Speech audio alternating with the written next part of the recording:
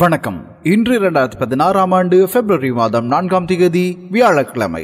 இன்றும் இலங்கையில் வெளியான பத்திரிகைகளில் நமது பார்வை செலுத்தும். அந்த வகையில் வீரகேசரி, தினகரன், லங்கா தீப மற்றும் டெய்லி மிரர் ஆகிய பத்திரிகைகள் எமது கரம் கேட்டியுள்ளன.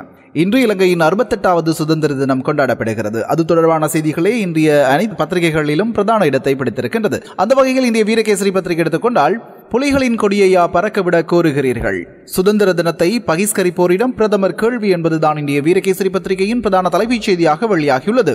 புலிகொடியை ஏற்றுவதா, சிங்க கொடியை ஏற்றுவதா, இலங்கையின் சுதந்திர தினத்தை கொண்டாடுவதா, பிரபாகரனின் மாவீரர் தினத்தை கொண்டாடுவதா என்ற கேள்விகளுக்கு சுதந்திர தினத்தை எதிர்க்கும் சிங்கள தலைவர்கள் பகிரங்கமாக பதிலளிக்க வேண்டும் என பிரதமர் ரணில் விக்ரமசிங்க சவால் விடுத்தார். தமிழ் தேசிய கூட்டமைப்பு மற்றும் தமிழ் தலைவர்கள் இணைந்து கொண்டாடும் சுதந்திர தினம் இம்முறைதான் இடம்பெறுகிறது என்றும் அவர் குறிப்பிட்டார். ஐக்கிய தேசிய முன்னணியுடன் சரத் பொன்சேகா தலைமையிலான ஜனநாயக கட்சி பங்காளி கட்சியாக இணையும் புரிந்துணர்வு உடன்படிக்கை நேற்று புதன்கிழமை பிரதமரின் உத்தியோகபூர்வ வாசஸ்தலமான அலரி மாளிகையில் கைச்சாத்திடப்பட்டது. இந்த நிகழ்வில் உரையாற்றும் பொழுது பிரதமர் மேற்கண்டவாறு தெரிவித்தார் என்றும் தொடர்கிறது அந்த செய்தி இந்திய வீரகேசரி பத்திரிகையின் முற்பக்கத்தில். அதுபோல ஐக்கிய தேசிய முன்னணியுடன் இணைந்தார் ஃபீல்ட் மார்ஷல் சரத் பொன்சேகா, ஒப்பந்தமும் கைச்சாத்தி என்ற ஒரு செய்தியும் கட்டமிடப்பட்ட செய்தியாக வெளியாகியுள்ளது. முன்னாள் ராணுவ தளபதியும் ஃபீல்ட் மார்ஷலுமான சரத் பொன்சேகாவின் ஜனநாயக கட்சி பிரதமர் ரணில் விக்ரமசிங்க தலைமையிலான ஐக்கிய தேசிய முன்னணியுடன் இணைந்து கொண்டுள்ளது. அதன்படி ஐக்கிய தேசிய முன்னணிக்கும் ஜனநாயக கட்சிக்கும் இடையிலான புரிந்துணர்வு உடன்படிக்கை நேற்று புதன்கிழமை பிற்பகல் 2:37 மணி சுபவேளையில் கையெழுத்திடப்பட்டது என்று தொடர்கிறது அந்த செய்தி. அதுபோல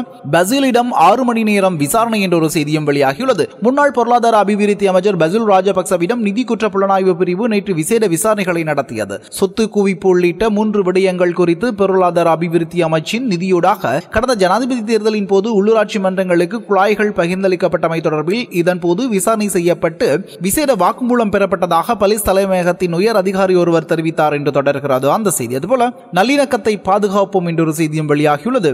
ஒழுக்க நெறிமிக்க தேசமாக எமது நாட்டை உயர்த்தி ஒரே நாடு பாரிய பலம் என்ற அடிப்படையில் அனைத்து மக்களையும் ஐக்கியப்படுத்திய நிலையில் 68வது சுதந்திர தினம் கொண்டாட கிடைத்தமையானது நாம் பெற்றுக்கொண்ட வெற்றியாகும் என பிரதமர் ரணில் விக்ரமசிங்க தெரிவித்துள்ளார். தேசிய சுதந்திர தினத்தை முன்னிட்டு விடுத்துள்ள வாழ்த்துச் செய்தியிலேயே அவர் மேற்கண்டவாறு குறிப்பிட்டுள்ளார் என்றும் தொடர்கிறது அந்த செய்தி. அதுபோல சிறந்த எதிர்காலத்தை கட்டியெழுப்போம், இவ்வாறு சுதந்திர தின வாழ்த்துச் செய்தியில் ஜனாதிபதி தெரிவிப்பு என்ற ஒரு செய்தி வெளியாகியுள்ளது. சுதந்திர தினத்தை கொண்டாடும் நாம் எல்லோரும் உண்மையான ஒழுக்க பண்பாடும் அறிவுபூர்வமானதும் சமத்துவமானதுமான சேவையை வழங்க எம்மை நாம் அர்ப்பணிப்போம்.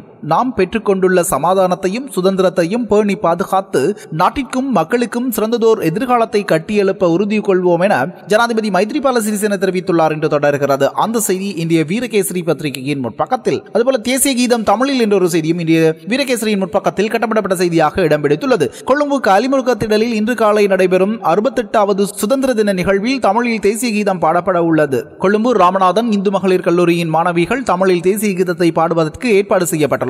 கடந்த அமைச்சரவை கூட்டத்தின் போது தேசிய கீதம் தமிழிலும் பாடலாம் என்று தீர்மானம் எடுக்கப்பட்டிருந்தது.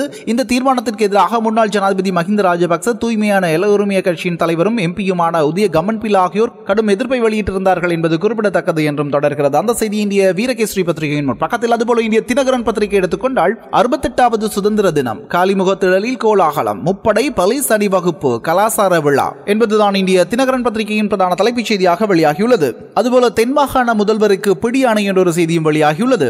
தென்மாகாண முதலமைச்சர் சான் விஜயலால் தி சில்வாவை கைது செய்து நீதிமன்றத்தில் ஆஜர் செய்ய காலி பிரதான நீதவான் நீதிமன்றம் நேற்று பிடியாணை பிறப்பித்துள்ளது என்று தொடர்கிறது அந்த செய்தி. அதுபோல கேபி தொடர்பான விசாரணைகள் மீண்டும் ஆரம்பம் என்ற ஒரு செய்தியும் வெளியாகியுள்ளது. தமிழீழ விடுதலை புலிகளின் முன்னாள் சர்வதேச பொறுப்பாளரான கேபி என்று அழைக்கப்படும் குமரன் பத்மநாதனுக்கு விடுதலை புலிகளுடன் உள்ள தொடர்பு குறித்து விசாரணை நடத்தப்படுவதாக பயங்கரவாத தடுப்பு பிரிவினர் நீதிமன்றத்திற்கு அறிவித்துள்ளார்கள் என்று தொடர்கிறது அந்த செய்தி. அதுபோல வடக்கில் தேசிய கொடி பறக்கும் போது தெற்கில் சிலர் இறக்குவதற்கு முயற்சி, வட்டுக்கோட்டை தீர்மானம் இப்போது இல்லை, அன்று பிரபாகரன் கூறியதையே இன்று சிங்களவர்கள் என அடையாளப்படுத்தும் சிலர் கூறுவது ஆச்சரியம், இவ்வாறு பிரதமர் ரணில் விக்ரமசிங்க கூறுகிறார் என்ற ஒரு செய்தியும் வெளியாகியுள்ளது. அதுபோல ஐநா ஆணையாளர் ஹுசைன் சுஷ்மா சுவராஜிடம் எதிர்ப்பை வெளியிட மஹிந்த அணி தீர்மானம் என்ற ஒரு செய்தியும் இந்திய தினகரன் பத்திரிகையின் பக்கத்தில் வெளியாகியுள்ளது. இலங்கைக்கு எதிராக வெளிநாட்டு தலையீடுகள் குறித்து ஐநா ஆணையாளரிடமும் தமிழக மீனவர்களின் அத்துமீறல்கள் தொடர்பில் சுஷ்மா சுவராஜிடமும் முறையிட உள்ளதாக முன்னாள் வெளிவிவகார அமைச்சர் GL பீரிஸ் தெரிவித்துள்ளார். இலங்கை வரும் ஐநா மனித உரிமை பேரவையின் ஆணையாளர் ஆணையாளர்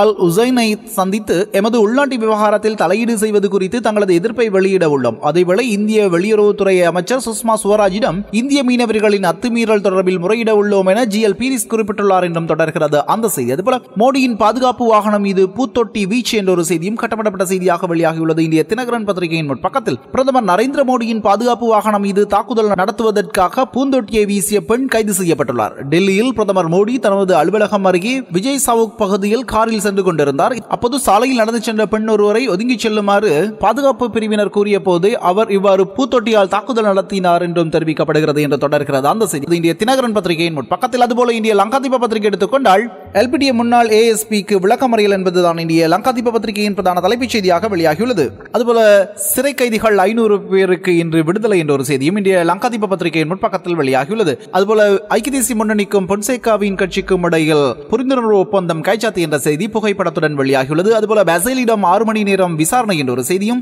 FCID தற்பொழுது தேவையில்லை இவ்வாறு ராஜாங்க அமைச்சர் லக்ஷ்மண் யாப்பா கூறுகிறார் என்ற ஒரு செய்தியும் வெளியாகியுள்ளது. அதுபோல சுதந்திர தினத்தை குழப்புவதற்கு பேரணிகள் ஏற்பாடு, புலனாய்வு பிரிவினர் ஜனாதிபதி மற்றும் பிரதமருக்கு அறிக்கை சமர்ப்பிப்பு என்ற செய்தியும் இந்திய லங்காதீப பத்திரிகையின் முற்பக்கத்தில் வெளியாகியுள்ளது. அதுபோல இந்திய டெய்லி மிரர் பத்திரிகை எடுத்துக்கொண்டாலும் சரத் பொன்சேகா ஐக்கிய தேசிய முன்னணியுடன் இணைந்தார் என்பதுதான் இந்திய டெய்லி மிரர் பத்திரிகையின் பிரதான தலைப்புச் செய்தியாக வெளியாகியுள்ளது. 68வது சுதந்திர தினம் இன்று என்ற ஒரு செய்தியும் இந்திய டெய்லி மிரர் பத்திரிகையின் முற்பக்கத்தில் வெளியாகியுள்ளது. அதுபோல நான் DIGயை போல செயல்படவில்லை இவ்வாறு விமல் வீரவன்சவுக்கு அனுரகுமார திசாநாயக்க கூறுகிறார் என்ற ஒரு செய்தியும் இந்திய டெய்லி மிரர் பத்திரிகையின் முற்பக்கத்தில் வெளியாகியுள்ளது. இவைதான் இன்றைய தினம் இலங்கையில் வெளியான பத்திரிகைகளில் காணப்பட்ட மிக முக்கியமான செய்திகள். இனி நாளைய தினமும் சந்திப்போம். நன்றி, வணக்கம்.